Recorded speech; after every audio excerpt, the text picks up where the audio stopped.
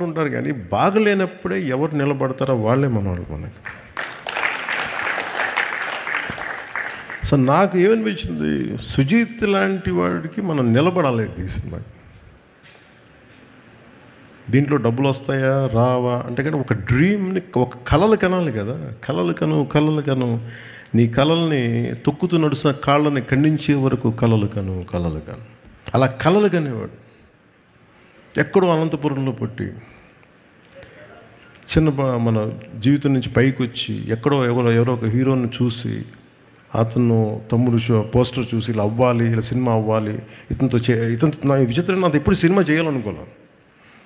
అలా అది ఇందాక తను చెప్పినట్టుగా నేచర్ కలిపింది అది. అంటే చాలామంది అభిమానులు మీ ఘోష, మీ బాధ, మీ కోపం, మీ తీవ్రత అందరూ కలిపి ఒక రూపం తీసుకొని, అది సుజీత్ తమన్ రూపం తీసుకొని ఇక్కడికి వచ్చినాయి. నేను వాళ్ళిద్దరూ అందరికీ చేయాలనుకుంటాను.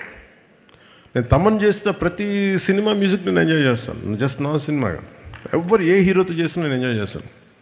మన ఈ మధ్యన కాంతారా సినిమాకి ఏదో మనం బ్యాన్ ఇది అంటే, మీరు చెప్పండి, ఈ స్టేజ్ మీద ఉన్న మేము కానీ ఇక్కడ మీరు కానీ, we are all from different states, different mother tongue, different languages మాట్లాడతాం, డిఫరెంట్ బ్యాక్గ్రౌండ్స్ నుంచి వస్తాం, డిఫరెంట్ కాస్ట్ వస్తాం.